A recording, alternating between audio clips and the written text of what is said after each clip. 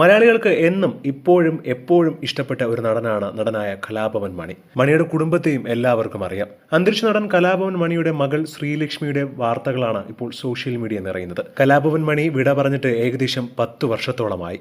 ഈ ഒരു സമയത്ത് മകളെ ഡോക്ടറാക്കണമെന്നുള്ള മണിയുടെ വലിയ ആഗ്രഹമാണ് ഇപ്പോൾ സാധിച്ചിരിക്കുന്നത്. അച്ഛൻ്റെ സ്വപ്നം ശ്രീലക്ഷ്മി സഫലമാക്കിയിരിക്കുകയാണ്. MBBS പഠനം പൂർത്തിയാക്കി ശ്രീലക്ഷ്മി ഡോക്ടറായി ഇപ്പോൾ പ്രാക്ടീസ് ചെയ്തു വരികയാണ്.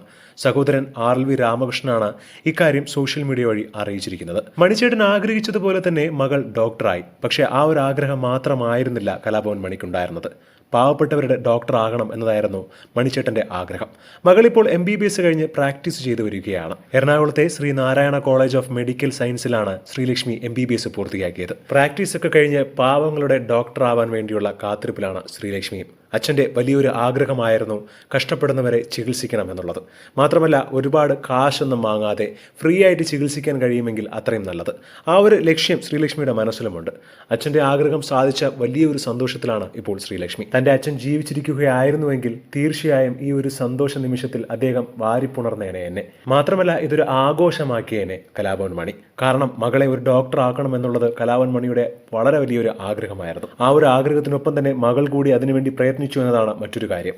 ഒരുപാട് പേരാണ് ഇപ്പോൾ ശ്രീലക്ഷ്മിയെ അഭിനന്ദിച്ചുകൊണ്ട് രംഗത്ത് വരുന്നത്.